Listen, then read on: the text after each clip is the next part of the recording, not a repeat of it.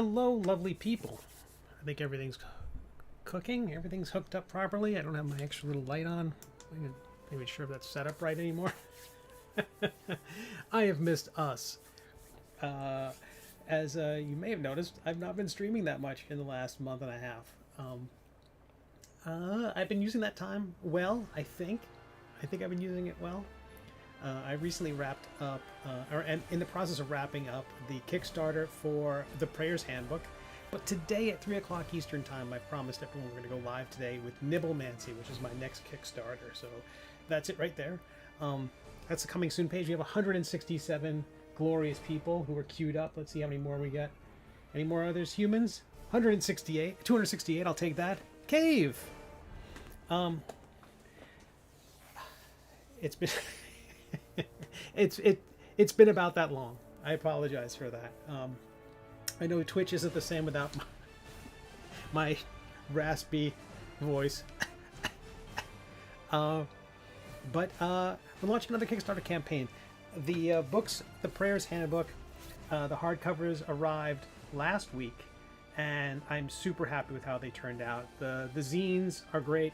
There's a bit to talk about in terms of production. I know that might interest you, Cave. Yeah, there's some things I've changed how I've done things with Mix'em, and I'm super happy. There are definitely functional improvements over Intoximancy and Death Dealing as it relates to spot varnish. We'll talk about that in a little bit. But we're going to launch here in about a minute and a half. I don't have the... When I was waiting for the Gamehole Con room block to open up, I had like the official U.S. government time on the other screen, like a browser that has, I don't know, it's linked to Greenwich Mean Time or some atomic clock somewhere. And so that I could click at the right moment to get into secure room at Gamehole Con. And they didn't have the room I wanted. They didn't have the room I wanted. And I was looking for a room for the entire span of the event with 2 beds, because I figured I was going to bunk with Dan Taylor again.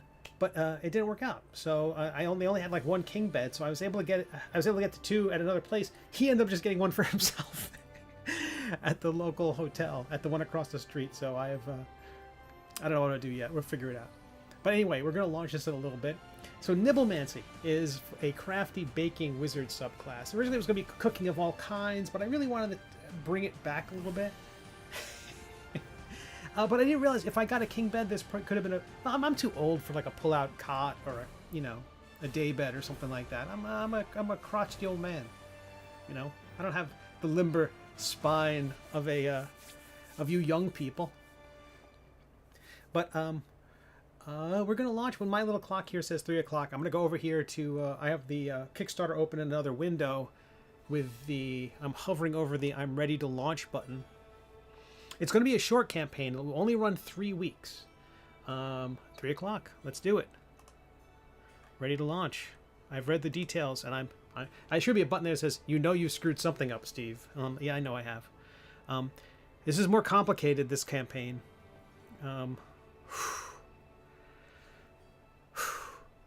Launch project. Thursday, May 16th at 10 p.m. Eastern Daylight Time. Congratulations, your project is live. Oh boy. So, 0, 0, destruct 0. I didn't respond if I said alternate. I haven't responded to much by way of social media, your Facebook message. Since the Facebook messages I get all the time are... and by the way, I wouldn't be surprised if it takes people a while to sort through the various offerings on this page. And the interface for... I have so many tiers. Not only the regular tiers I normally have. There are more tiers in this campaign.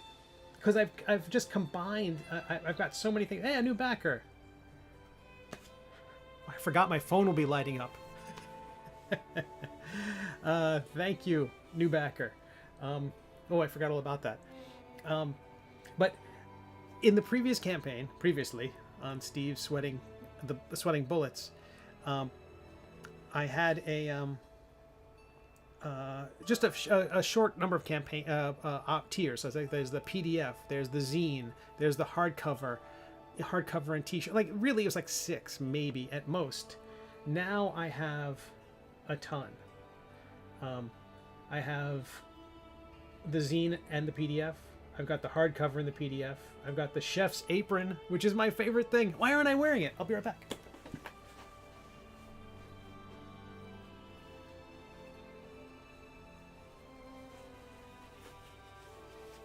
This was a total lark cave, and I'm surprised. I wish I had thought to suggest it to you, but it is a full-on. Let me move my chair. How much stuff can I move out of the way? It's all packing supplies, but it is an apron.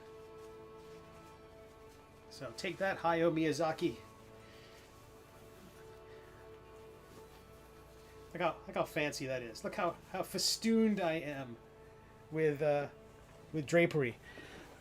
Absolutely, this color scheme of this cover is inspired by Unearthed Arcana by Jeff Easley. The idea of the red window. Eric announcing a career pivot to becoming a chef like the bear. Just in the upper body strength. That's really all I want. I want to have the same strength as I want to be as physically fit as that chef. I love that show, by the way. The Bear, great show, absolutely fantastic. I considered it, but I was trying to limit complications. You're wise, and I'm an idiot. Is there any chance you could add the death dealing cards to the add-on section? Someone's asking. Probably in limited quantities. I don't have that many left, and I didn't want to go back into production on those. It's a great question someone's asking. That's a great question. I don't think I've ever had this many people queued up because the project's never taken this long. Oh, I didn't look. Okay, the funniest thing about this campaign. I set this page up initially back in January. We're gonna 22 people, 552. We're 1/6 of the way there. You're lovely and symmetrical and have a glow. I set this page up to go in January before they even had a Zine Quest page. Like, hey, submit your project to be considered for Zine Quest. And so then they launched the Zine Quest thing because I knew they were going to do Zine Quest. I just had to wait for them to get their act together. And so Zine Quest is the event in Kickstarter in February. And yes, I pronounce that first R in February because, you got to. Did I just lose a backer because of that? Because of the extra R? So I pitched this to be a Zine Quest thing, and then I contact them. Hey, I want this to be part of Zine Quest, and they approved. They said, okay, my project had the tag. And I'm like, but I can't do it because I spent so much time making the Prayers Handbook so dang pretty. And if you did back the campaign, all the zines by themselves have gone out. And all the zines which had small add-ons have gone out. I think I can say that. Unless someone didn't answer the survey, all the zines have gone out. And holy cow, do they look great. The technical thing I was mentioning, Cave, little difference was, I know you have this special edition of Death Dealing, which has no spot varnish at all. And I covet it. There was a misprint. I handed Cave his book. And he's like, hey, where's my spot varnish? And I'm like, his copy didn't have any. And it looked good. I wanted it. But he's like, no, it's mine. You can't have it. I'm like, I'll give you another one. So anyway, these have spot varnish. One of the issues is that when the spot varnish prints and goes right to the edge, but people don't know about books, if you don't know anything about publishing, a book is printed and it doesn't have these nice, neat, clean corners and sharp edges. The book is printed and then it is trimmed.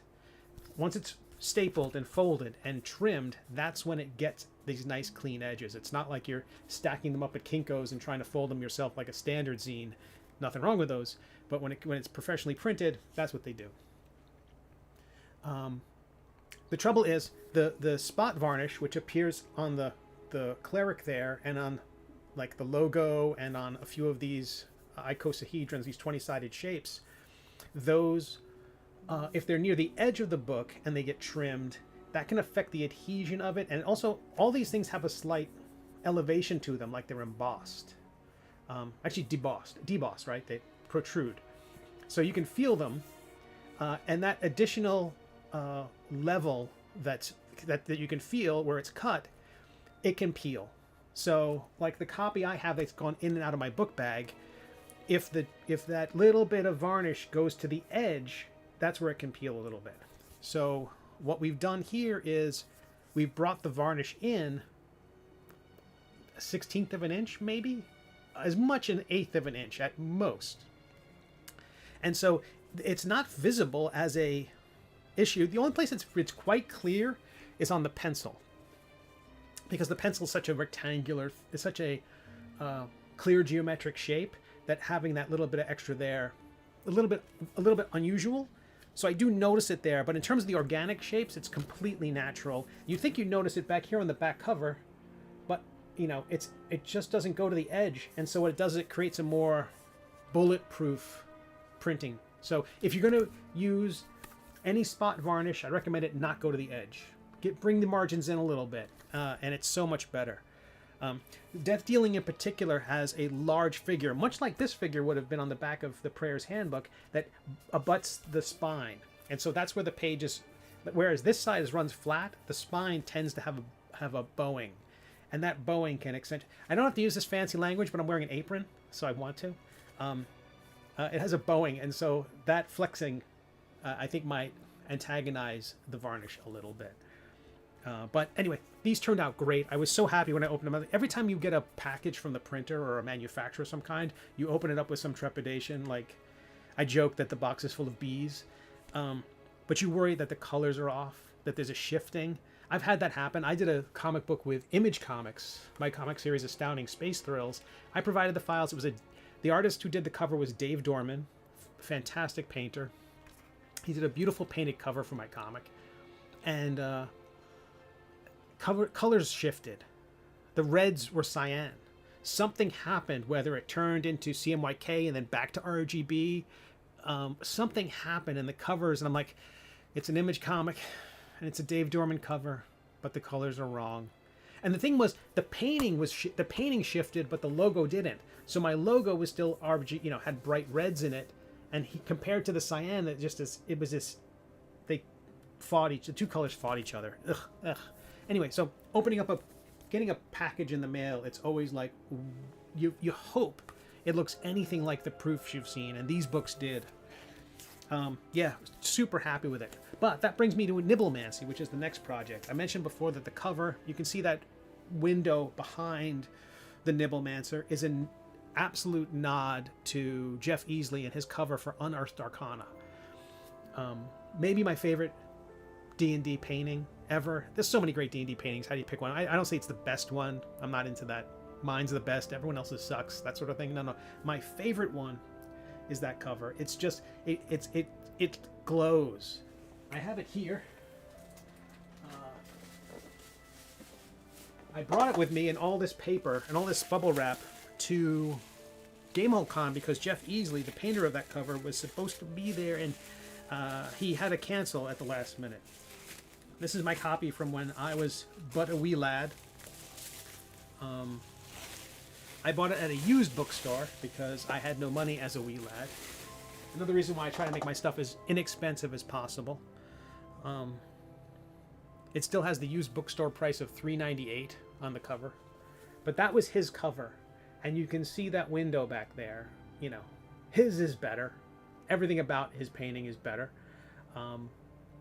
But it absolutely was the inspiration for that backdrop. It could have put any... At first I thought, partly it was Cave. I was going to put him in a kitchen with like all sorts of stuff, but he had his project, Flavor Text Adventures, which I'm not sure if the backer kit page is up yet. Cave, can people order Flavor Text Adventures? When it is, I'll put a link in Discord and certainly in one of my updates for Nibblemancy. Not yet, but he has a Larry Elmore cover, and it's a Larry Elmore did the black and white artwork. I forget the name of the artist who did the color work on it. It's a lovely cover, just a really lovely cover, and it's a full-on kitchen. It looks like Joby Door, a beautiful cover. And it's a full-on kitchen. It looks like you could, you know, you could decorate your kitchen following that as a guide, and it would be fine. And I'm okay. No. One of the things I've done throughout my artistic career is avoid following in anyone's footsteps. Not because I'm a trailblazer, but because I'm a coward. And when someone does something that good, you just go, nope. No, if they zig, you zag. Just do something else. So I thought about, let me just do something more graphic, something bright. I hadn't done a bright red cover. The first cover, the soft cover version of Intoximancy, the zine version of Intoximancy, has a nice red cover, but it's a little subdued. It's a little matte. And I really thought, let's make this one punchy, because we're also coming off of the Prayer's Handbook, which is a thinker. You know, it is the idea, it's a metadomain cleric. It's a cleric who thinks this all might be a game. It was the most popular one I've done so far in terms of the number of backers. But I also thought it was the headiest one. I thought it was the one where GMs wouldn't allow it at their table. Many players want to just hit harder or have a gimmick. And this felt like more work than that. So I thought it was going to be less inviting. So I was totally surprised to see N-World given a nice plug on their homepage and with their RPG roundup. Yeah, really surprised to see the kind of traction that this project had. I'm really excited for it. I can't wait for metadomain clerics to be out there, because there can be so many different kinds. So in terms of high concept, this takes work. Nibblemancy is so much like Intoximancy, whereas it's a boozy wizard subclass, and this one is a cooking wizard. Like Intoximancy, it comes right out of the Middle Age. The Middle Age is my webcomic, and there's an Intoximancer in it, Melvin the Magnificent, and there is a Nibblemancer in it, King Aether.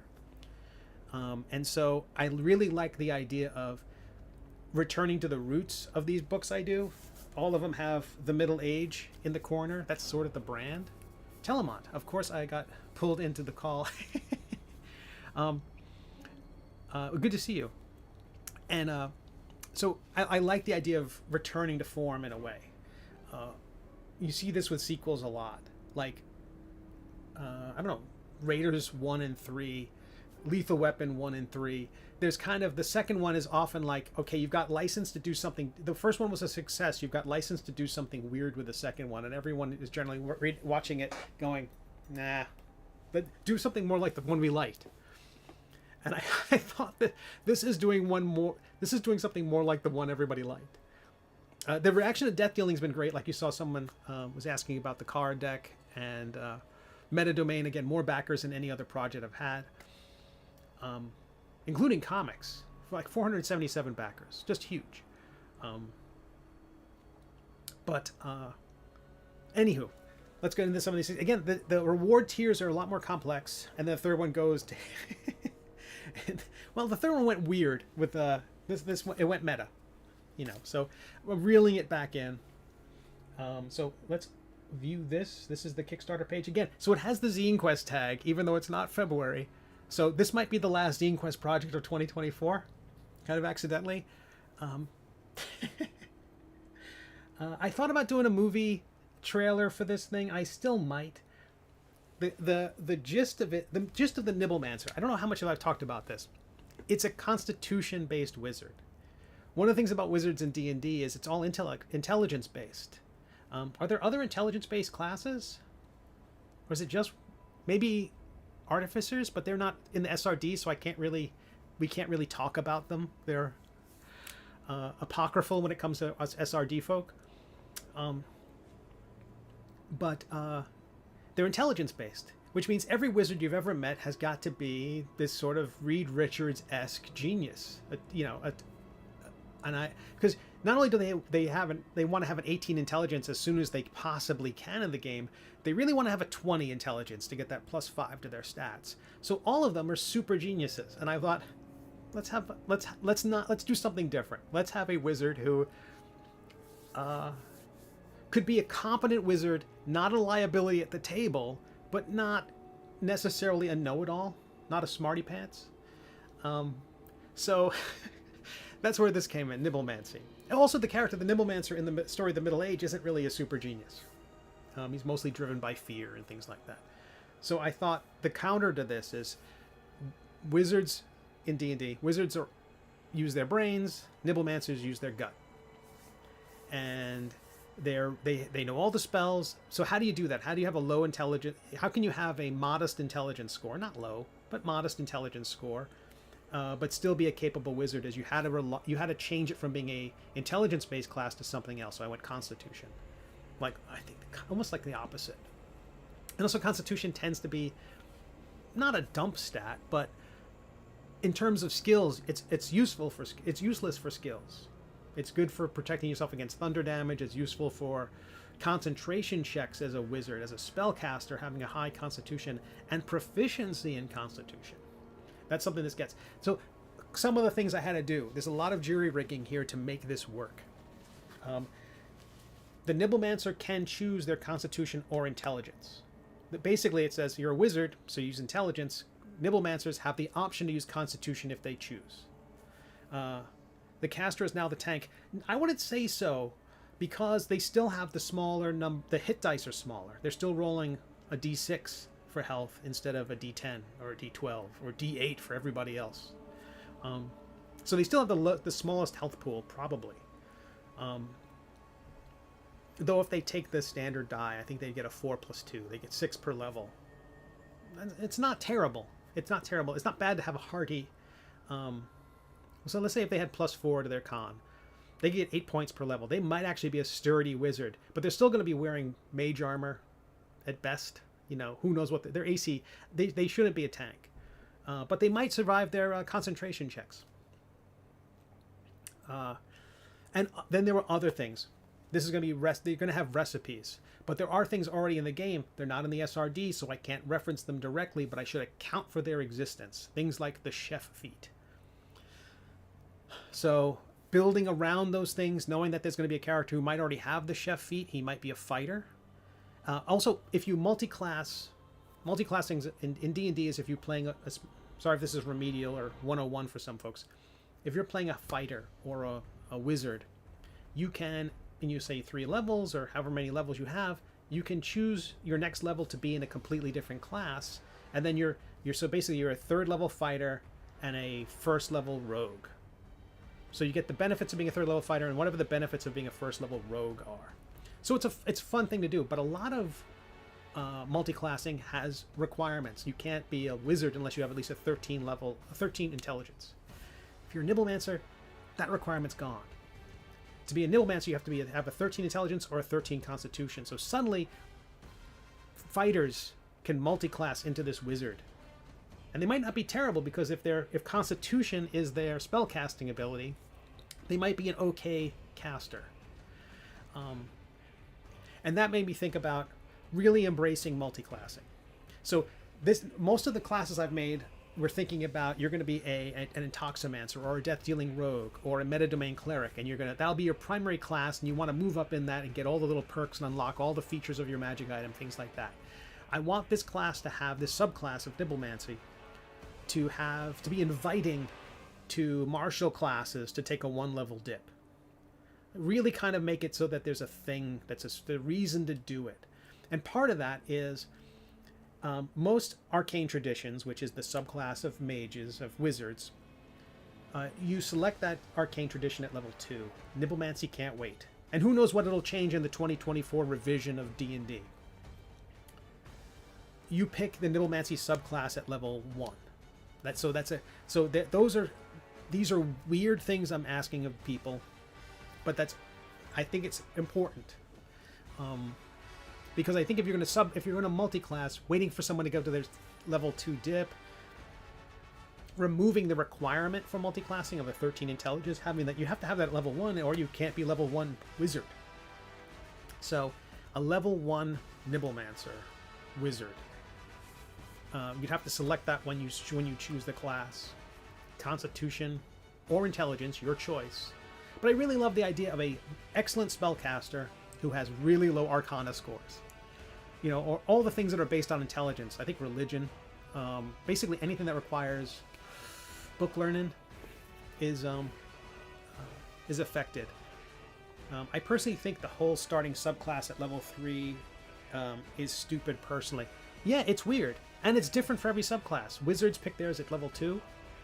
I think rogues are at level 3. There's some suggestion that they're going to standardize that.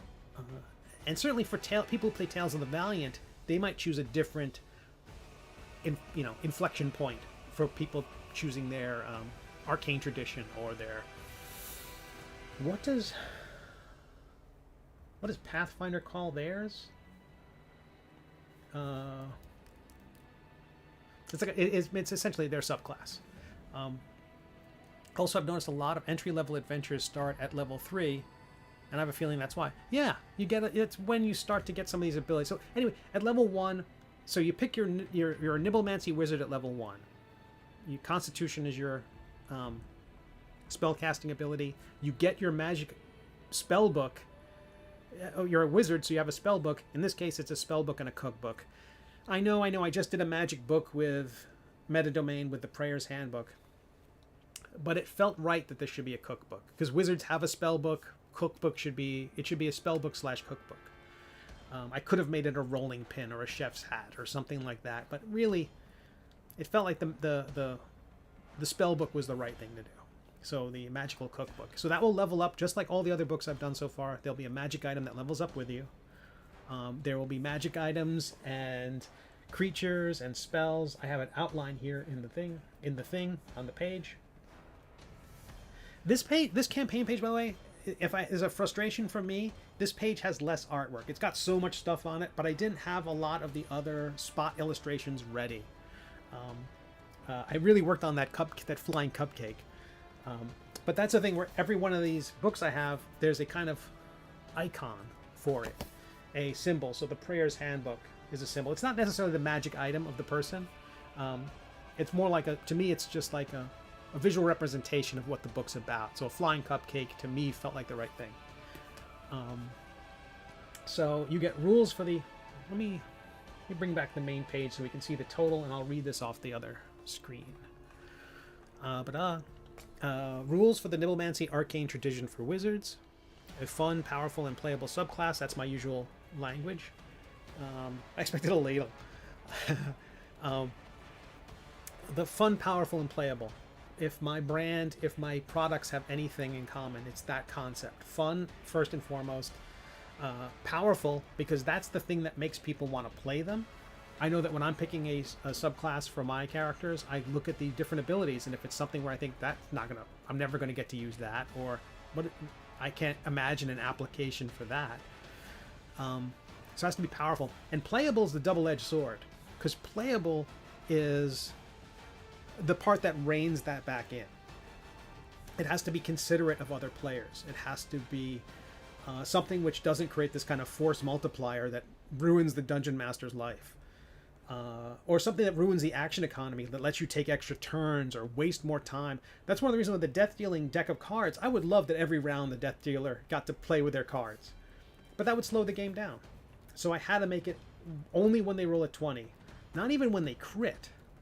If you have some other ability or some magic item that lets you crit on a 19, I didn't want them pulling out the card deck even more than that 5% chance.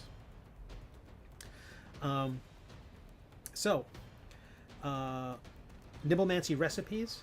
Again, I don't want to step on the toes of the chef feat, because again, there might be a level 8 fighter out there.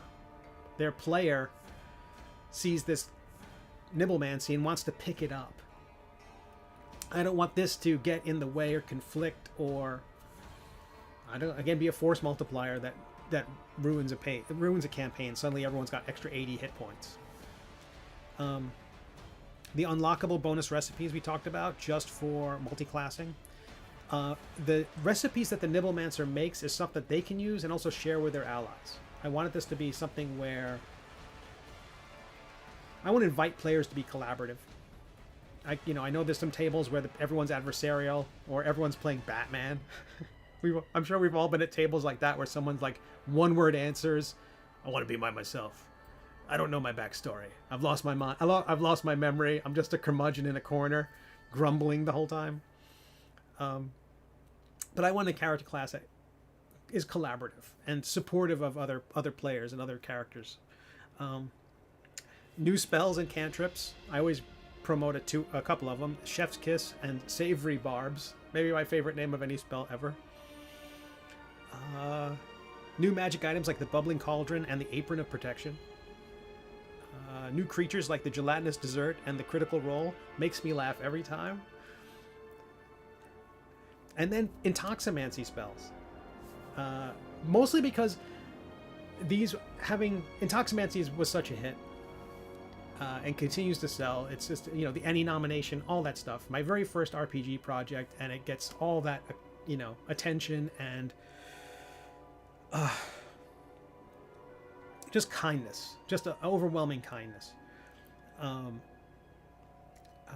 I've been thinking about it a lot, and as I've been thinking about it, I'm like, oh man, I really should have had a spell like this and a spell like that. So I've got a whole bunch of them, and there'll be a page or two. There'll be 2 pages in the book for certain, which will have Intoximancy spells. So if you're playing an Intoximancer from the first book, and Nibblemancies can use these spells as well.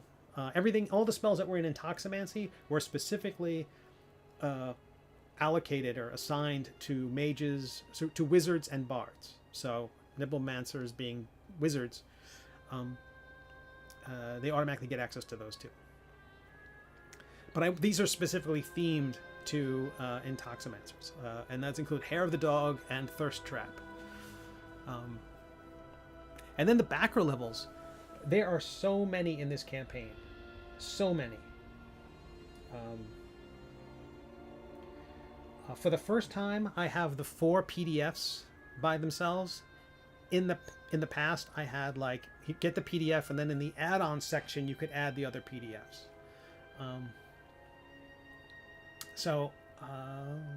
This just seemed easier to make it a one-button thing for new people. I know those things right there mean nothing to returning readers, right? If you've backed any of my previous campaigns, you don't want to buy all 4 PDFs, because you have them, or you have at least one of them. One of the things that with all my campaigns, every tier, every level in these campaigns includes the digital.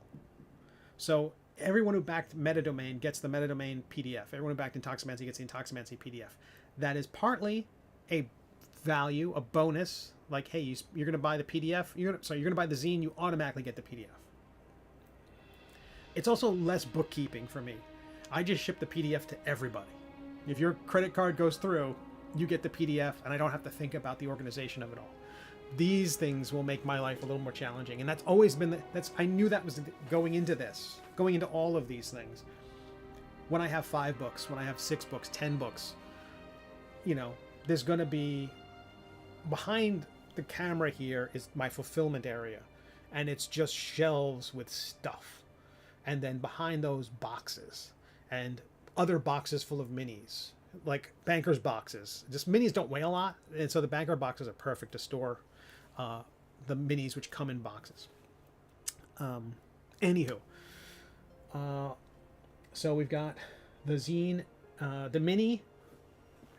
I can show people here. I've been test printing the mini on my FDM printer, and this is, I recently switched over to the 0.2 nozzle, and this is an FDM print, maybe the cleanest one I've done. I changed a few things about it.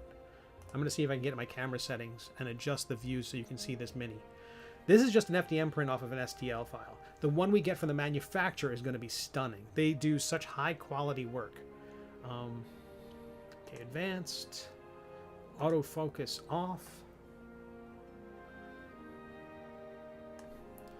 This is just my FDM print. You can see a little raggedness at the bottom of the apron,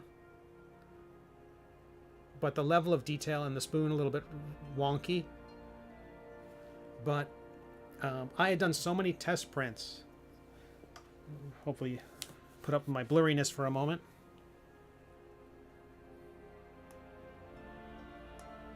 See, some of these guys have a little bit of debris dangling from them from the little stray filament. These are all ones that didn't quite make the cut. So if you see me at Free Comic Book Day in Reisterstown, Maryland, I'm going to have a bag full of these guys. I don't know if they'll survive the trip. The spoons will likely break off. The biggest problem I had with them, the bottom of the cauldron in every single one of them busted. So what I've done is I've gone through and I went in and thickened the handle of the spoon and did a few other tweaks that I hope that anyone who's a Patreon supporter of mine gets the STL. I'll be updating that STL. So this was a print I made 3 times size with the larger nozzle, and it printed beautifully. So my first time sculpting a mitten, and I think it turned out pretty good. So anyone unfamiliar with my process, calling it a process is highfalutin. What I do is when I'm going to make a cover, I sculpt the figure first. I use a program called Nomad Sculpt on my iPad, and I just kind of experiment until I get something I like. And I've gotten okay with it. And then I have that reference as reference for my painting. And so I can then do the covers of the books and that kind of painting there. So that reference became that sculpt became reference for that. And, you know, I've got to add the color and, you know, then I change things. I bend stuff. I adjust. The cape is all flowing because the 3D print, I wanted to have a nice, solid, stable, printable, you know, support. Also, the cape hides all sorts of, I don't know, misprinting that might be underneath the cape. But in the cover, I wanted to have a flow. I wanted there to be like this magical energy is swirling all these baked goods around. Tellemont says, one thing you could do is consider each set of 4 zines a series and only do multi sets every 4 zines. That's not a bad idea. Okay, I was looking into slipcases because Tellemont, that was something you said over on Discord, how to protect the zines you got on the bookshelf. And I've looked into slipcases, and holy cow, the prices of the slipcases, not bad. Not as bad as you'd think if you get the right number of them. And I don't know if I would, you know, the big problem is shipping is, the shipping costs double the production cost because they're pre-assembled. So they're mostly air because they're hollow and they're made of cardboard, but they're glued together and they're firm rectangles with one open end, right? They're a cube with one open end, or the box shape with an open end, and they would just fill so many boxes that the shipping cost is insane. I just imagine this just tanker truck. You wish the barge that hit the Baltimore Key Bridge, you wish it was full of empty boxes when it hit. But these are just empty. So they'd be mailing. I'd be paying for them to ship me huge boxes of air. So that's the trouble. I bought like the VHS collection of Star Trek movies because I clearly have a distinguished palate. And I bought like, it was a slipcase of the first of the 5 Star Trek movies because clearly after Star Trek 5 they weren't going to make another one after that stinker. And so I had that box set of the first 5 VHS, and then the 6th one was announced. So that's exactly, if you had the slipcase, then suddenly there'd be a 6th one. And I don't even know if everybody wants all the books. I still just presume somebody's going to want, I want to play a fighter. So let's segue from Star Trek 5. If there's any unresolved Star Trek 5 questions, please just put them in the comments and I'll try to get to them when I can. The subclass books, I shouldn't even talk about this yet. The Nibblemancy campaign just started. Should I talk about what's next? There's still a book of magic items I want to do. I feel like I have to wait for more about the 2024 edition of D&D. But the subclass book I do after Nibblemancy will be for fighters. So I'm excited for that. And then Druids. I already have the domain name for Druids. I've had it for a while.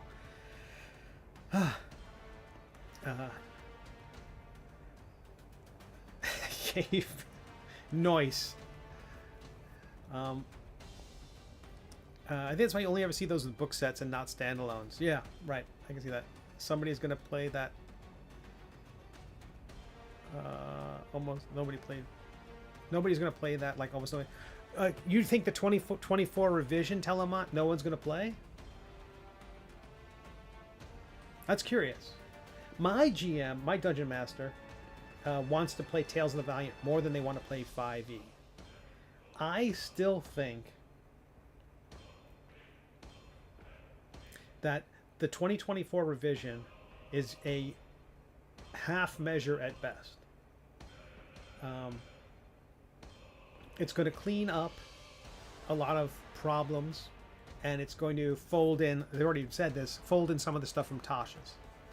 I think it's going to be a more user-friendly book, and I think they're going to aim it squarely at Critical Role players. No, because WotC has lost all credibility. More people will play Tales of the Valiant instead of the next D&D, in my opinion. I do think that there's a sizable percentage of people who feel that way. Absolutely. I just think most people don't even know what the OGL is. I don't think they know. They couldn't name Chris Perkins, right?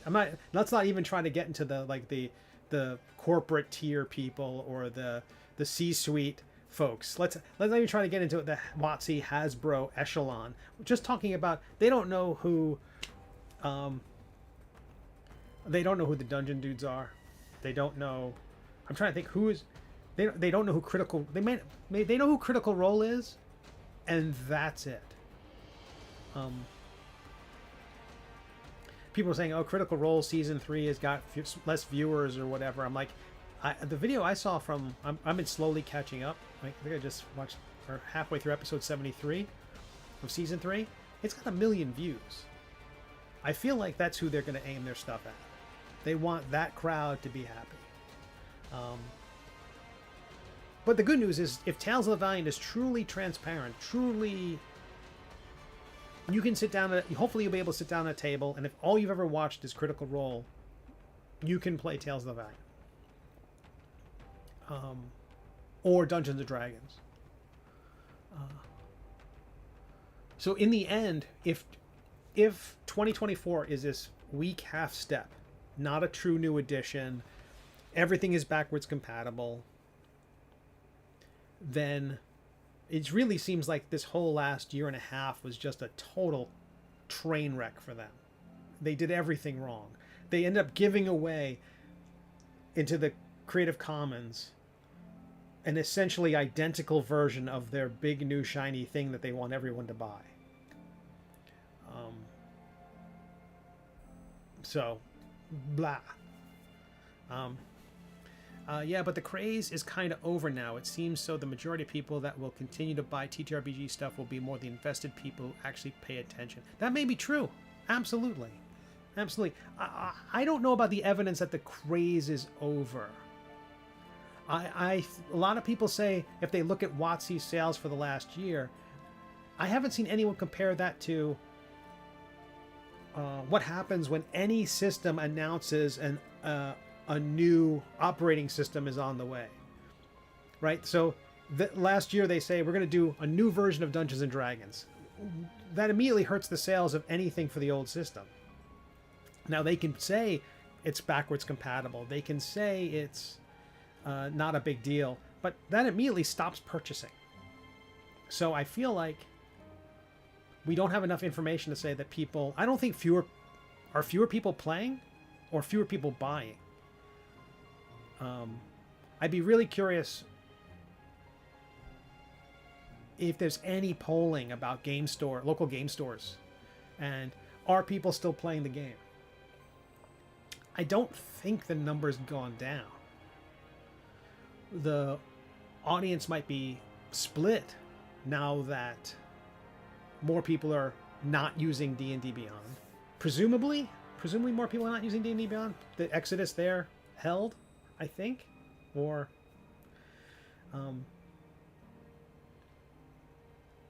but But then the reason these D&D Beyond changes when suddenly the Dungeon Dudes are releasing content and Ghostfire Gaming is releasing content on that system. Suddenly they're gonna, the way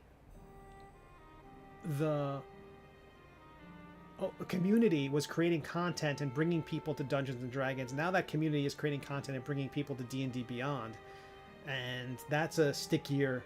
I mean, and I don't mean that like a precarious position. It's stickier in a harder to separate yourself.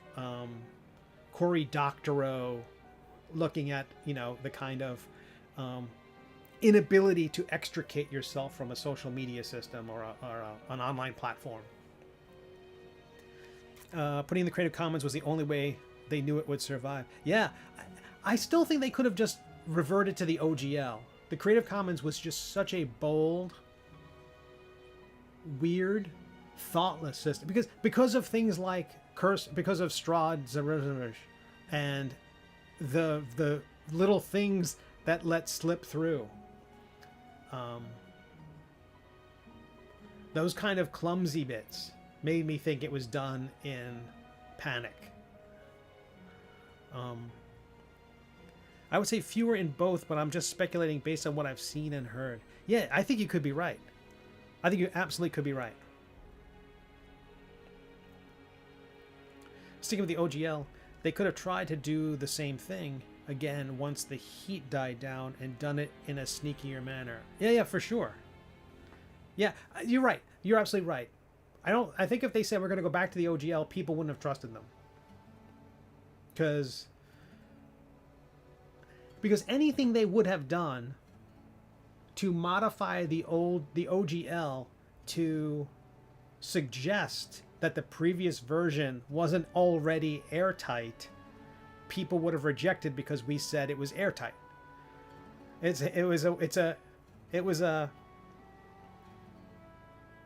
Yeah, anything they would have done to suggest that the old one was bad, we would have said no, it was great. Yeah, you're absolutely right. Yeah, that trust was gone. That trust has been ruined. There is a video that's out right now. It's got Perkins and Crawford, and they're being interviewed by Kenrick, the former D&D Beyond guy. I guess he's in house or a contractor with them now, and they're talking about the upcoming revision, the revised version of 5th edition. And at first, Crawford's talking, and no, wait.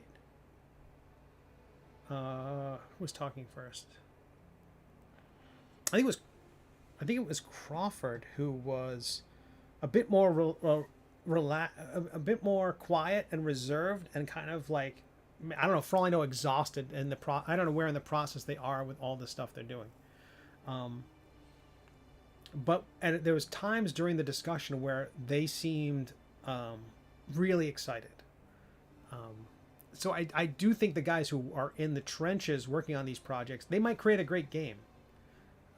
We might not like the people they report to, but it might be a great game.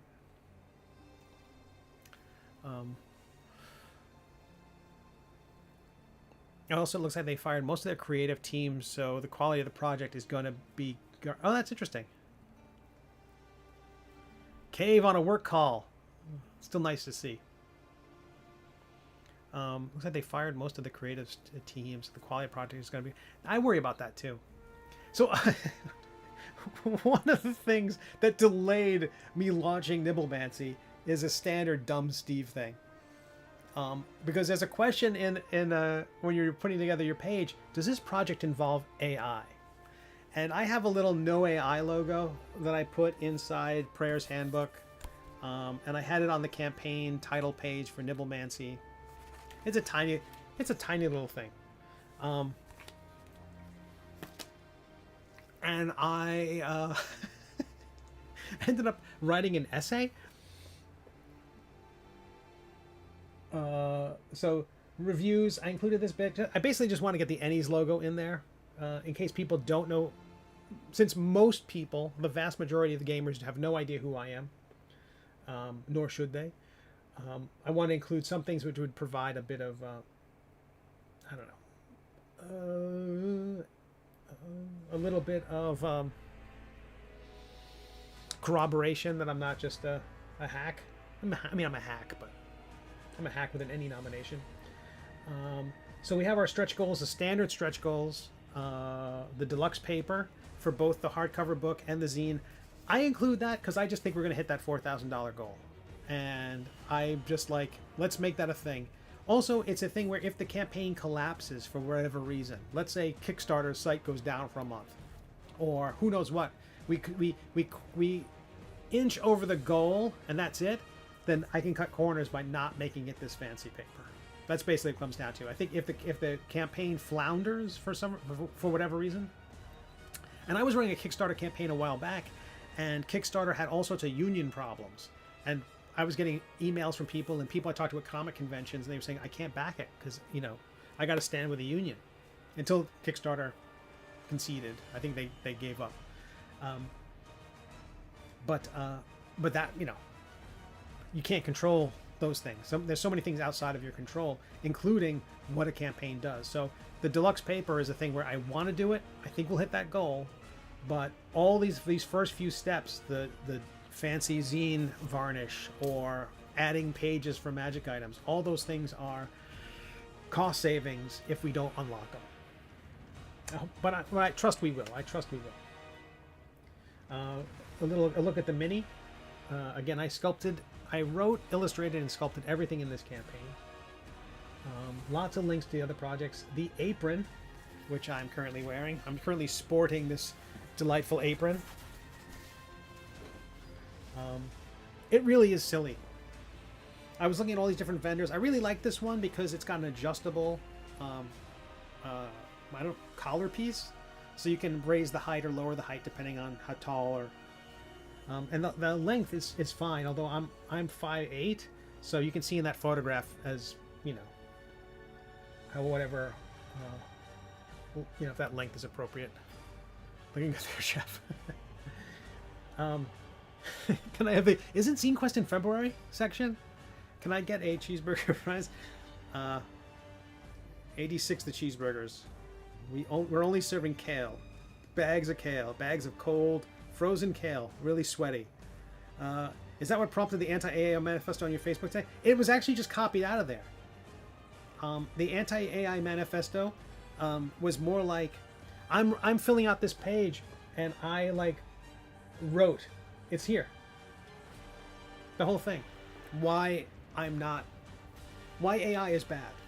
I continually have this conversation with people. I've never really put my thoughts together in a single place, and I wanted to summarize it in a way that I thought most people, at least gamers and crowdfunders, I wanted to speak their language, because I feel like the fantasy world and the gaming world is more vulnerable to AI incursions.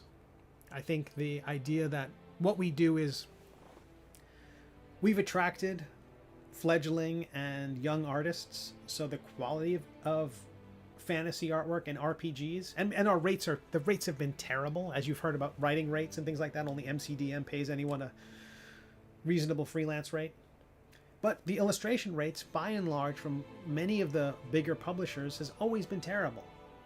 I don't think they're necessarily victimizing the artists. I don't think they're exploiting the artists as much as margins are terrible.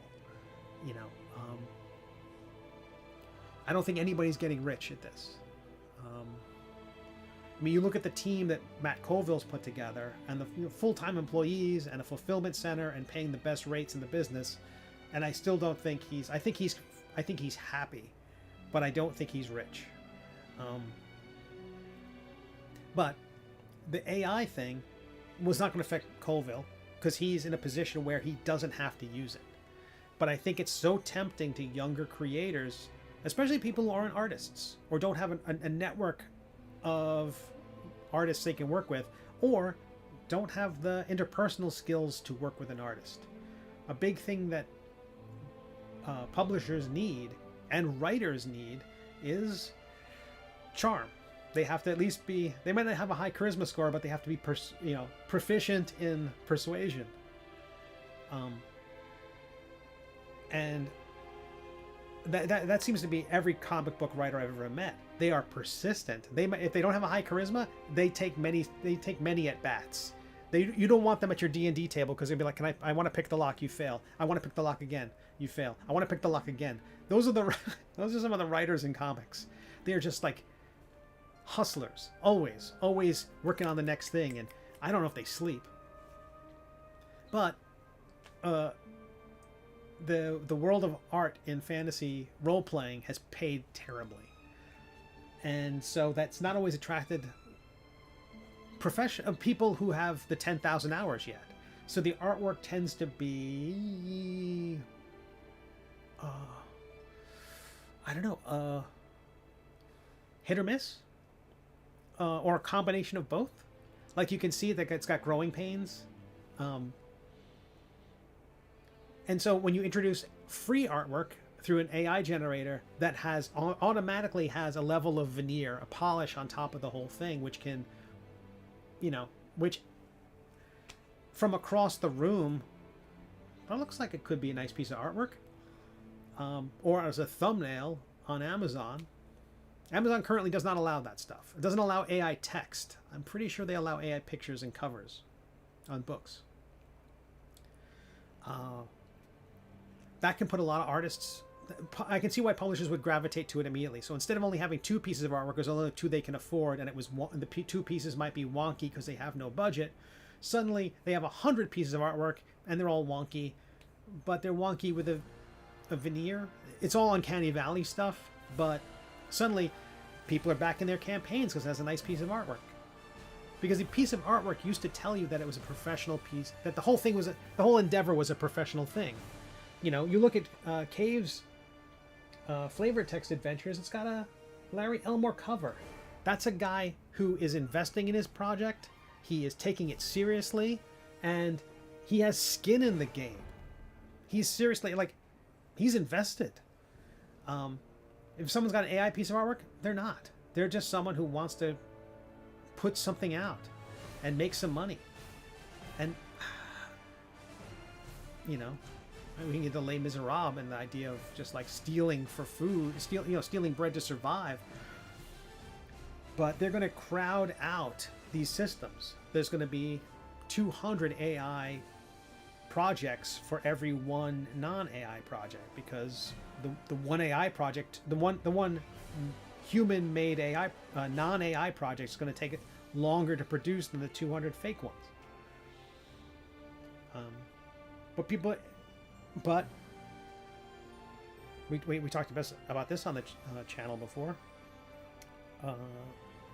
AI feels empowering. If you can't create artwork and suddenly you can type in a few words and a piece of artwork is produced, that feels empowering. And then you have to be a scold like myself who says, here's why it's wrong, here's why it's bad, and here's why it's better to hire somebody else to do it. Take the project seriously. If you can't scrape together the money to get a piece of artwork for the cover, don't launch. Wait. That's what Kickstarter's for. The most noble thing I've ever seen with AI on a Kickstarter was someone saying, these are AI illustrations to get the point across. Once we raise our money, we're going to get real artwork. No AI will be included in the project. I feel like that's threading the needle. The ones I don't like are the ones who say, we've trained the AI only on classical paintings. Have you? Did you type in there, please only use classical paintings? I don't like to use salty talk on this channel, but that's balderdash. How we doing today? Has everyone signed off from the balderdash? 81 backers. We've been at this for what? Almost an hour. This is a delight. I can look and see where are people. I have a dashboard. That's right.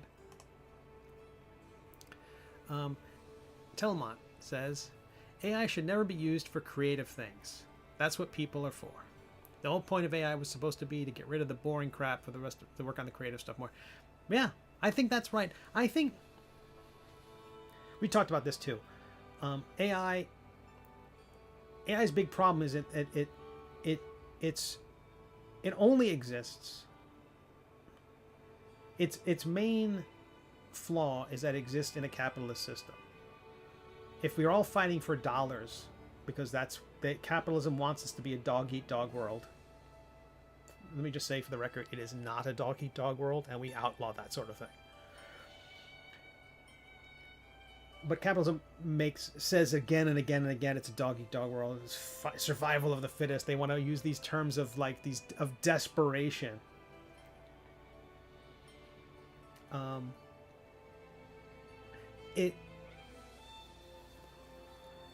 If you had the 24th century economy where people aren't fighting for resources and everyone has food and shelter and all those things, AI wouldn't matter. Have a computer do a thing. It's when it gets introduced into systems like this where people are actually creating things to make a livelihood. This may not look like anything, may not look like much to most people, but it's my livelihood. And if AI makes my livelihood harder, is that me now telling no one else is allowed to use AI because it's making my life harder? And that's not why I'm saying it. Because one of the things that has been said time and again, creators who do have an audience, creators who have developed skills, the system survived long enough for me to get my 10,000 hours in. I have an audience and I have a set of skills. I have a very particular, useless set of skills. And the idea that I would not care about the people coming up behind me, I just don't get. So, but it's Brent Chumley who was commenting on that Facebook post you mentioned, Cave, saying that AI has affected him already, and he's my age. He's an older cartoonist, older artist. He's a fantastic illustrator, but AI is costing him work. All right, Telmon, I owe you catching up on this chat.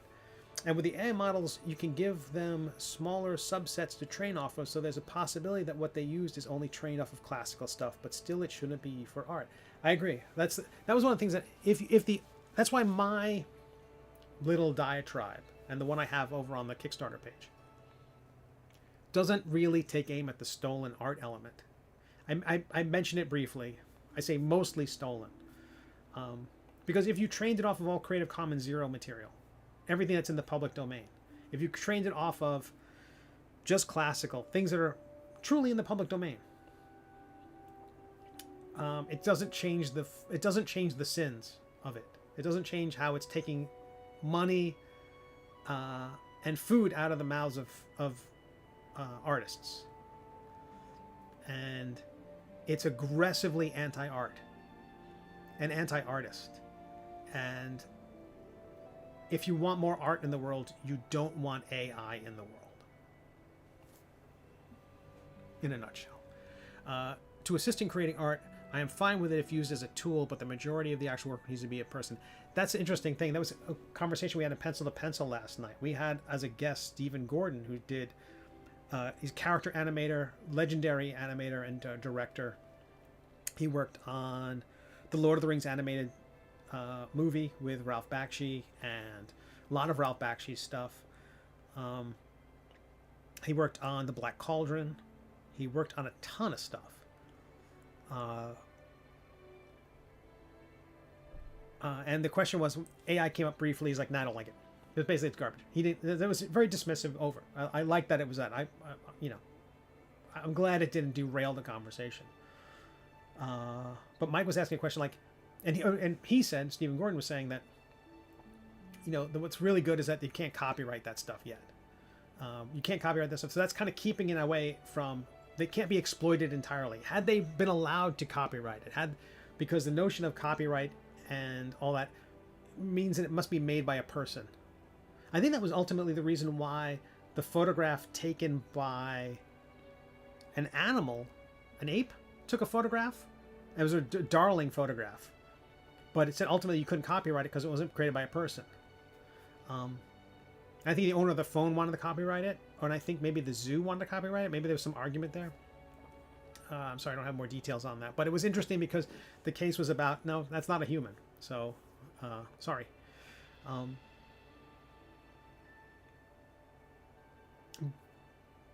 But the idea, Mike Manley was asking, well, what percentage of it must be man-made? Like if it's AI, and then you start shaving the AI off of it, and then it's mostly just person. Then it's just basically you've carved it out of this block of the block of marble isn't copyrightable, but the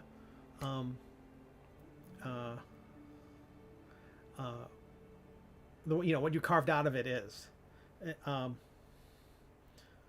And that question, like, if we ever knew the exact percentage, it'd be a horrible day. If the courts ever say it has to be 51% man-made, then everything, it's basically saying it's the law that says here's the maximum number of insect parts per hot dog.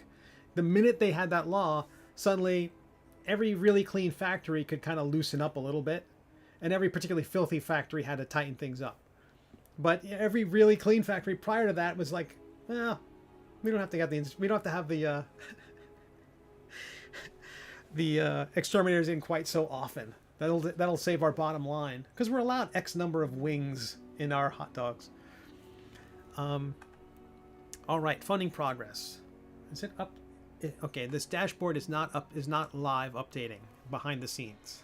83 backers, 83% funded. The number 21 days to go. That's right, it's only a 3-week campaign, folks.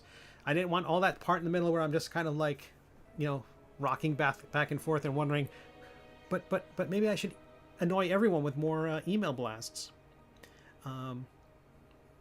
32 of the pledges came from email. Kickstarter's announcement saying, hey, Steve's launched his project. Check it out. They say 32 came there. 17 came from direct links. That could have been either people who have some sort of tracking blocked, or so direct traffic, no refer information. So if someone's got really good security, firewall stuff, or perhaps they had the page bookmarked. An Android deep link was 6. A push notification was 10. So those were people who saw an alert on their phone or their device, and they followed that. That resulted in 10 pledges. 4 of them have saved my profile. One of them was on the checkout rewards page.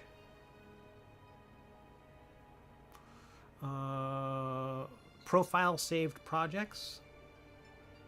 2 from search. People who just came there and typed it in. Thank you, folks. Discovery. 1. One backer who checked in from the newest. And it doesn't say infernal, it says internal. I would have preferred an infernal link. What else can I say? Of the 280 people following the project, we knew that right before we launched there were 268 people following it. Of those 280, 57 have been converted. So of the 280 who've said, I'll follow this project, I'll notify me when it launches, 57 of them have converted. So a 20% conversion rate.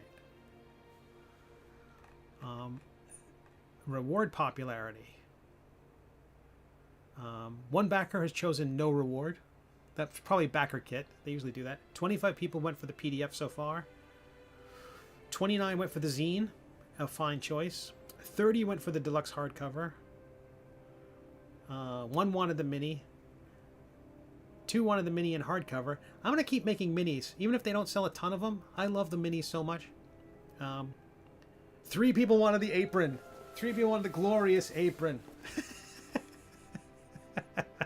Oh, and 3 more wanted that was the apron, the hardcover, and the PDF.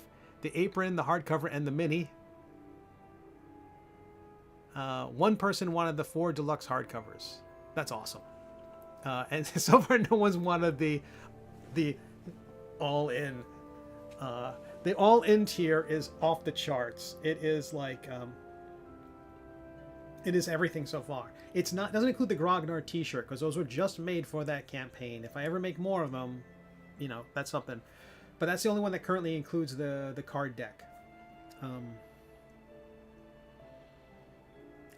But that's got the apron, it's got the card deck, it's got all the minis so far. It doesn't include the middle-age minis, the ones... I don't have to go with the middle-age minis. Because those weren't really part of the 5e stuff I was doing.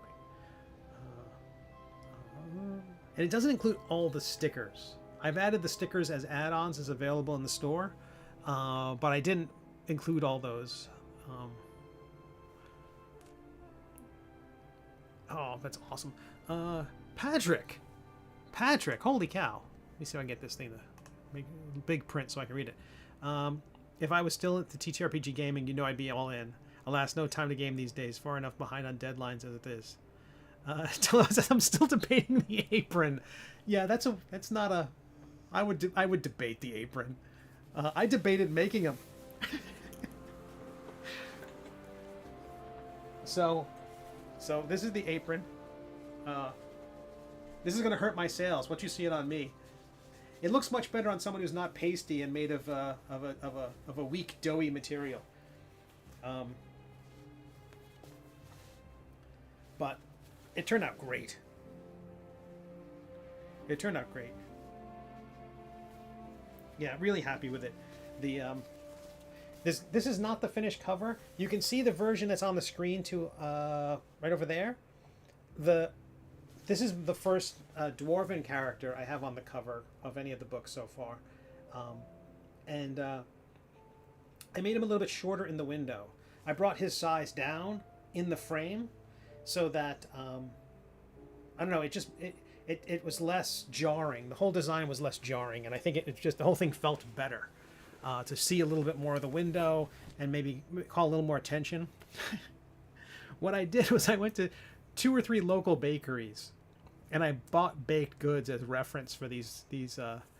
I think the donut in that was like I found a photograph like maybe in Vado Elements or something like that, something I licensed. And then used that, and then just added tons and tons of sprinkles and fixed the icing. And because there's something about the way icing falls in real life, and then the way icing should fall in a picture. There's just something like the intentionality of it. Like if icing drips in a photograph, that's fine.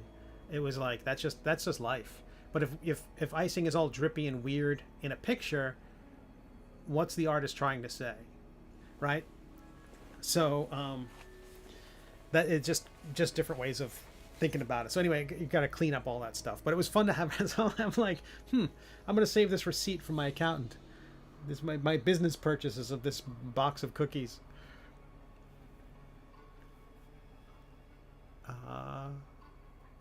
But I'm super happy. Holy cow. 88 backers, and we do at this a little bit more than an hour, and I don't think I've stopped to take a sip. So again, Nibbleman, the last zine quest of 2024. I'm really bringing up the rear. This is the caboose of the zine quest train. I'm really happy with it so far. I think everyone's going to love this book. Again, not just because it's a Constitution-based wizard where you can be a dummy. I'm excited about that, it's made me rethink wizards in general. If they all have a 19 or 18 or a 20 intelligence, they're Reed Richards. They're super smart, and there's not a lot of people are playing wizards that way. Every wizard is like a super genius. So I really like the idea of a wizard with a 12 intelligence. I like a wizard with a maybe a good 10 intelligence. Arcana, don't know much about it, you know. History, not one for reading, but has all these spells because they have a high constitution. I think it's gonna be a lot of fun, and yeah, this is gonna be great. The magic items, things like spoons and cauldrons and aprons and chef's hats. The chef hat was a lot of fun to cook up. There's lots of that in the book. But the idea of a you know, putting those stars and moons along the band of the hat. I didn't know how to make. I think if I put those all over the big floppy hat, it wouldn't feel like a wizard hat anymore. I mean, it wouldn't feel like a chef's hat anymore. So I had to keep that kind of poof. Someone asked me why wasn't the beard white? Like, why didn't I go with like a classic Gandalf beard? I think it's because it was a dwarf. I think I'm not sure why. I don't know who did it first. That suddenly dwarves were all Scottish. But I absolutely certain that probably fell into it somewhere. Also, I knew the cover was going to be warm colors, things like that. 90 backers, holy cow. So in other news, I had this brief update on my email list to everybody with the mentioning that Nibblemancy was launching. But the next thing I'm going to be doing is I'm going to be sharing with everyone, kind of in a way to have everyone to hold me accountable. It's going to be the schedule for the rest of the year, at least through the end of the year, about the different books we're going to be publishing, the deadlines for deliverables, with wiggle room in terms of deliverables, because there's these things where, like, sometimes, like, the production on the Prayer's Handbook, that it took longer. I'm not even talking about supply chain stuff. I'm talking about me going, oh, I should create different monsters. That absolutely happened in the Prayer's Handbook. There were other spells in here that I never got in here. I had to make room for the monsters I kept deciding to add and draw. There was going to be a spell that would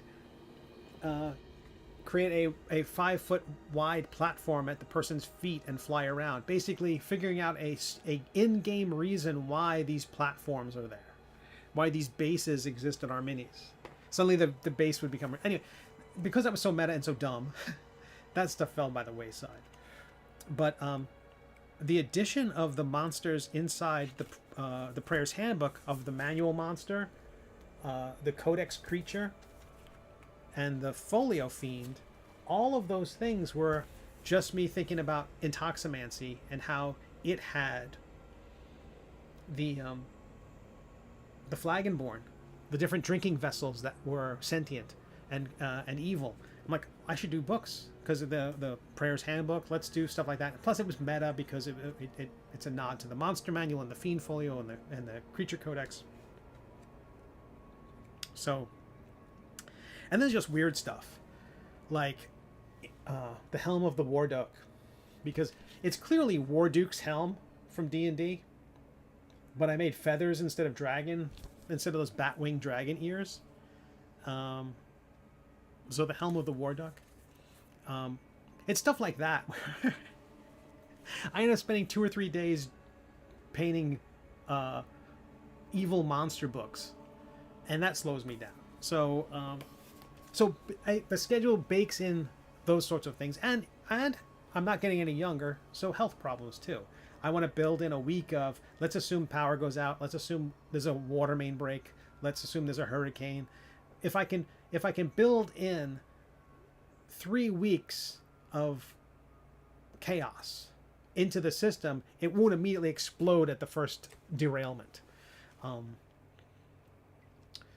So I'll be sharing that on Patreon and on Kickstarter, on my mailing list, and on Discord as well, saying, here's the books that we're going to do. We're going to do Nibblemancy will be next. Right now, I have about 100 packages of the Prayer's Handbook that have to go out. Again, all the zines went out. I'm packing up hardcovers now, minis, and all that sort of thing.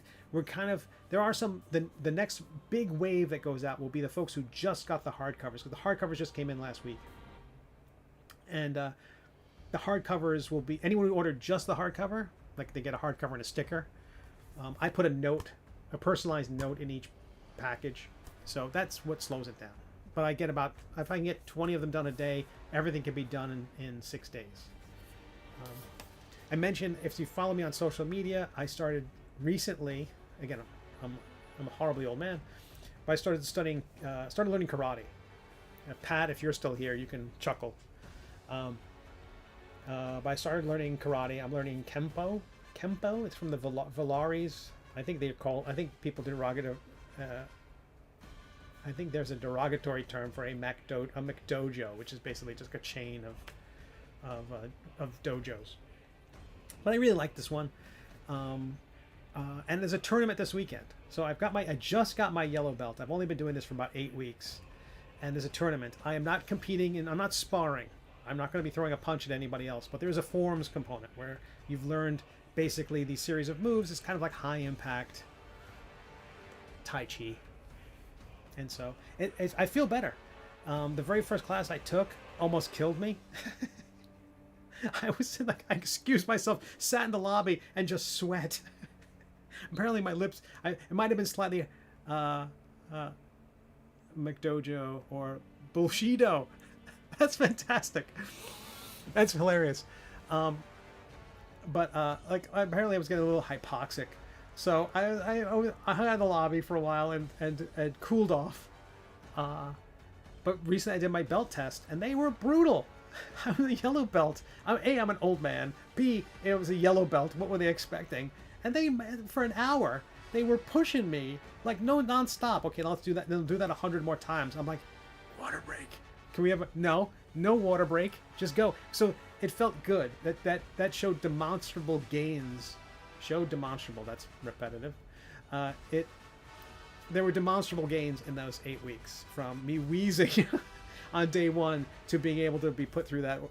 What will someday I presume be thought of as a minor inconvenience, but was like, you know, you're wearing a canvas gi and I'm sweating through it. Like, unkind.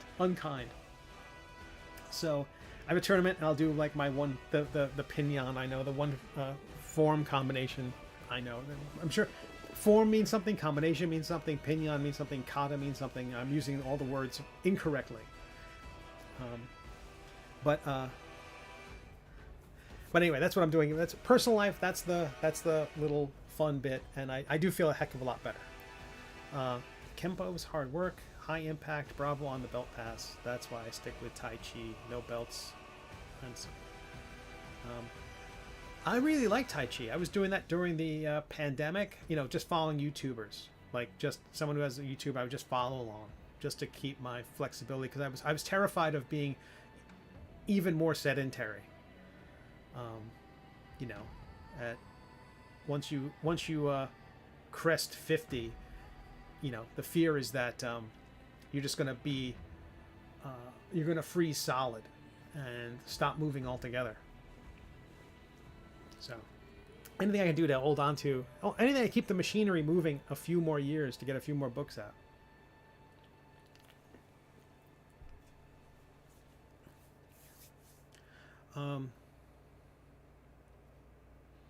Yeah, that's awesome. Tai Chi's great. It's a good workout too. People see the joke of people in the parks moving slowly and like, you know, old people, but it's serious business. The kind of flexibility required, the stamina required, super healthy. I recommend it to everybody. So we've been at this for an hour and 20 minutes. Just another backer, Matthew, you lovely person. That might be backer number 96. I think it pings on my phone, and then a second later, I have to stay on top of this on my phone. If I get to a certain number of updates, I will no longer. Those old folks will kick your butt. I went to a yoga class and was not prepared. I think when I went there, I might have been the youngest person in the room, and I was out in 10 minutes. I was like, I need time off. I need a break. I need to sit and cool off. It was too much. It was like the amount of it's like going from one planking position to another planking position.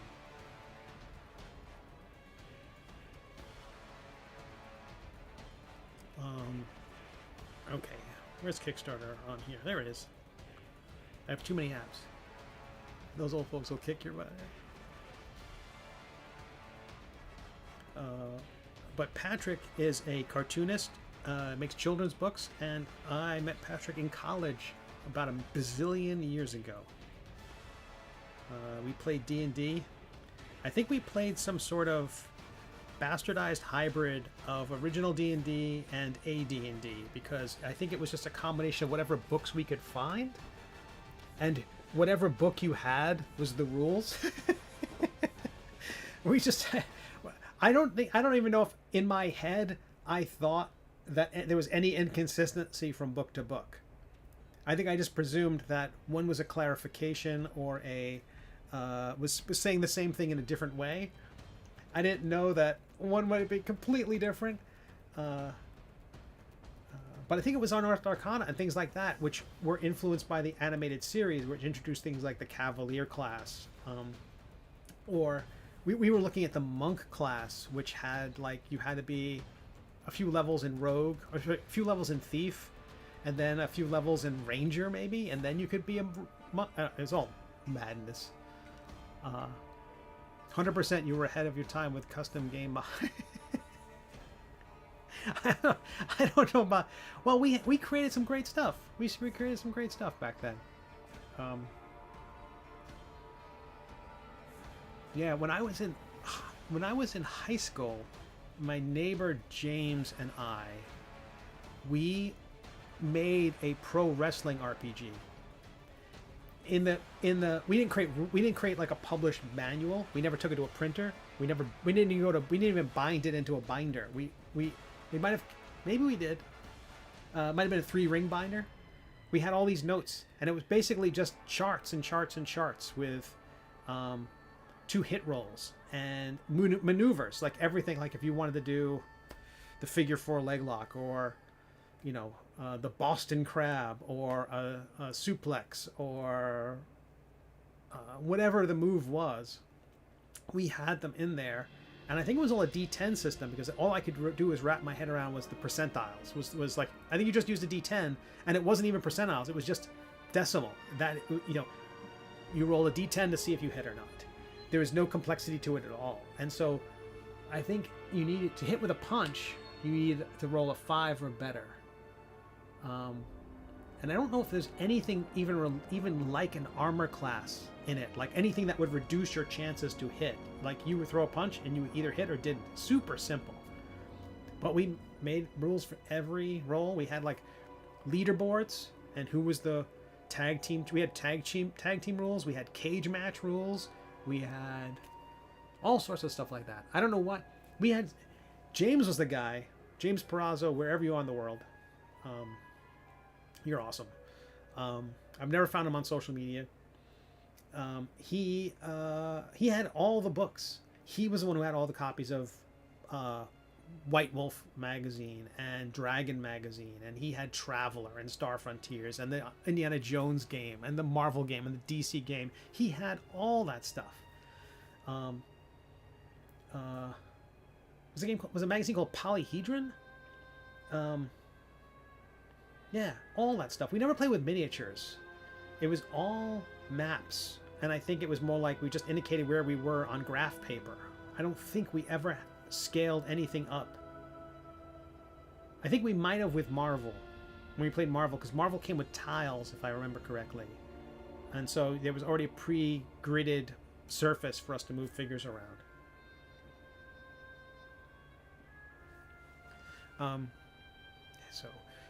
Yeah, it was really awesome. It was really awesome. Oh my gosh, we're so close. 96 backers. We're $3 shy.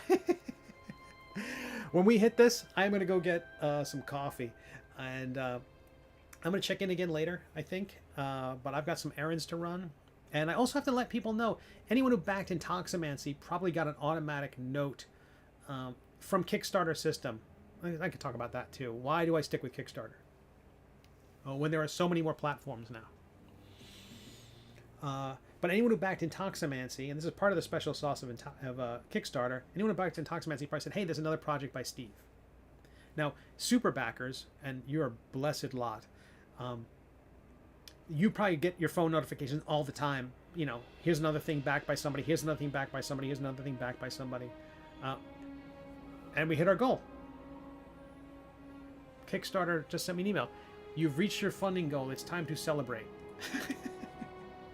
Woohoo! Well, how about that? Now I take the next few weeks off. That's not true. But one of the things about, why Kickstarter versus all the other systems? Now there's Crowdfunder if you're in the comics world. There is thanks, Cave. You've talked for 91 minutes straight, nonstop. This was more words than you've said in 50 years. That's how I felt about starting karate. In that, I in the last month, I've thrown more punches than I have in my entire life. I've also done more sit-ups than I have in my entire life.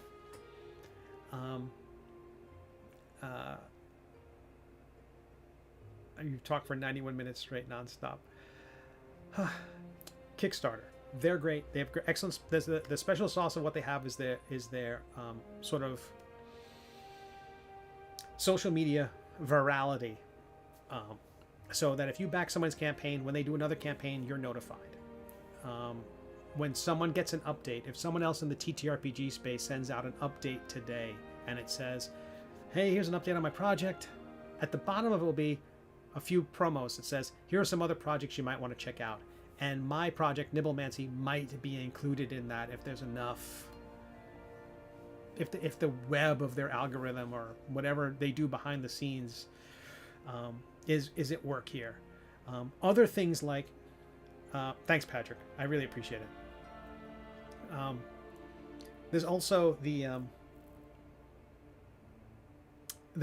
Project We Love tag. I haven't gotten that in the gaming space ever.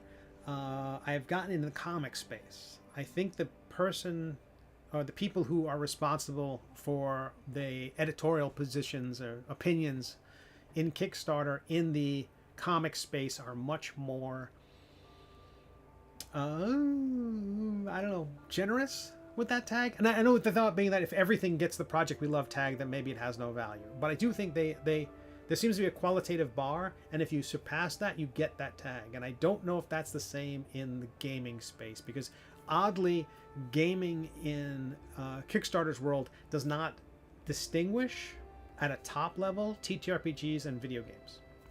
I think board games and tabletop games and video games should probably be two separate categories.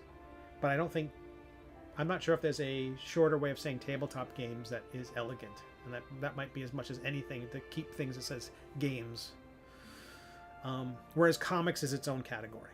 And so there's I have no idea where there's more. I presume there's more games projects than comics projects. But the other crowdfunding platforms like BackerKit. I love BackerKit for the fulfillment section of it. Not because they don't do the fulfillment, but they'll do the survey after the fact, the backer surveys. And I do love the dashboard and how easy it is to sort the material. It just makes it very, very easy. And their ability to upsell on the way out the door is really great. I was very close with this campaign to not including the shipping with the pledges. The number you see there, the pledge total, the Kickstarter and the credit card companies take 10%. So of that 3,000, 300 goes to them. But that total also includes shipping. So if I charge $10 for shipping, $1 of that $10 is taken away because of the fees. So there's really only $9 for shipping. So that's an issue. So that inflates the number you see there. So I thought about not including that, so that the shipping would be charged separately. But I've been doing things the same way. There's something I really like about when someone makes a pledge that it includes the shipping then, that there's no surprise shipping cost later on. But I'm thinking about it. The next Kickstarter I'm doing after this one is in the comic space. It's for the third collection of my comic series, The Middle Age. That collection, I'm thinking about not including shipping and using a secondary service to collect the shipping later on. An alternative to BackerKit is one that just came out called PledgeManager.com, and it's run by the KickTrack people. So the people who do those charts about if you look at these first 5 minutes of your campaign will make $1 million if these trends continue. It's like heartbreaking BS math. But they've gotten the funding to do Pledge Manager, and I found out from them because I backed the Good Omens campaign for the Good Omens graphic novel that Colleen Duran's doing. And when I was filling out the survey, I had to pay for shipping. It was all done through Crowdfunder, and I really liked how simple and elegant the checkout process was. It didn't seem like there was a ton of survey questions. Whereas Packer feels like you're filling out an Intuit tax form. This one felt like you were filling out a simple survey.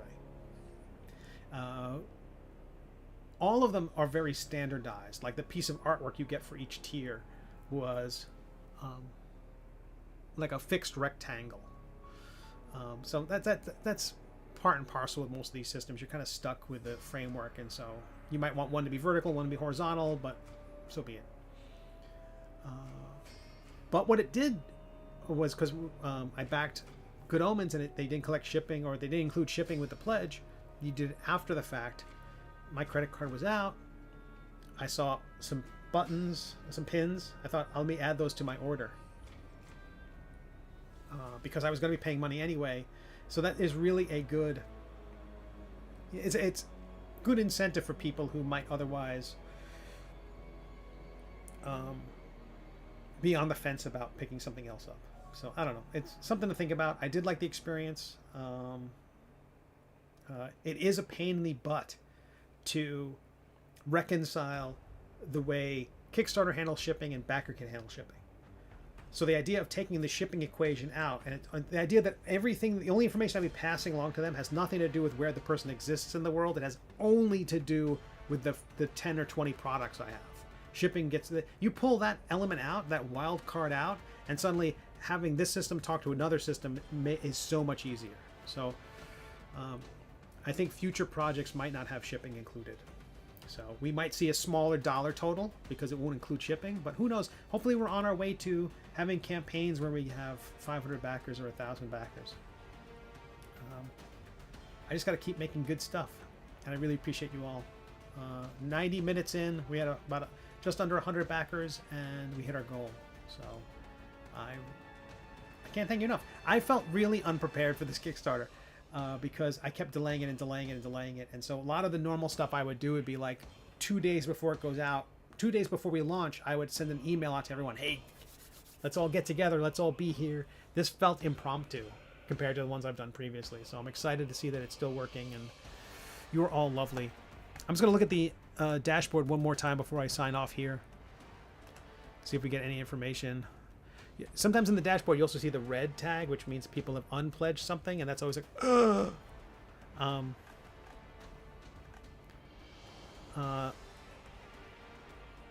All right, so of the, what are we here? Of the 283 project followers, 68 have been converted. 68 of the 283 followers have, so 24% have converted. So thank you all so much, everyone who was following the campaign before we went live and have backed it since. That's lovely. The most popular reward is the zine. Right behind it is the PDF. Interestingly, no backers for the 4 PDFs. That says something. That's what we were talking about. The idea that anyone who's coming back, anyone who supported me previously and is coming back to this, they already have one of my PDFs. So why would they want to buy the 4? Okay, so that's good to know. That maybe next time around I don't have the 4-pack of PDFs. I was wondering if I should have a pack of all the STL files though. Currently it's a la carte inside the minis. A couple of minis, the apron, and the 4 deluxe hardcovers. All right, folks, you're lovely. Thank you all for being here. This was a lot of fun. If you're on YouTube or on Twitch, you're awesome. I can't thank you all enough for being here. Thank you to everyone who pledged, even if you didn't pledge, even if you're just for being here, for being supportive. Tell folks, if you know a gaming store, I recently set this up over on my web shop. So if you go to steveconley.com, go to shop, there's now a wholesale section that's meant for game stores and clubs. So if you've got a D&D club and you want to pick up copies of my books, you basically get them for half the cover price, but you have to buy them in groups of 5. So if you want to get, if you have to get 5 of the Prayers handbooks, you got to get 5 of the death dealing 5 of Intoximancy, that sort of thing. Because I want retailers to be able to stock these. I want people to be able to go into their local comic shop or local game store and pick these up. So if you are a gaming retailer, or if you frequent your local game shop and you think they should stock my stuff, they can do that now. And the shipping is cheap. It's not free, but it's super cheap. It's currently only domestic, maybe Canada as well. I forget how I set that up. So basically just the US at the moment. But if you want them to stock the hardcovers or the soft covers, and I'm thinking about putting together a kit, maybe when the Nibblemancy books are in hand, and I have enough stock of all the books. Currently, Death Dealing is running super low, so odds are this campaign is going to fund reprinting Death Dealing. But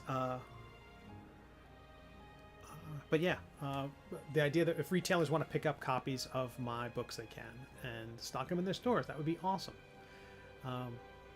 So that's it. I really appreciate it. Thank you all so much. I don't know when I'll be able to stream next, but I hope to stream more. And I like seeing everybody. Telemont, Cave, Pat. Who else did I see here? Eric. You're all lovely. Have a great day. And thanks for supporting the campaign. And I will pop on, certainly before the end of this campaign, with more stuff. Probably more frequently. But have a great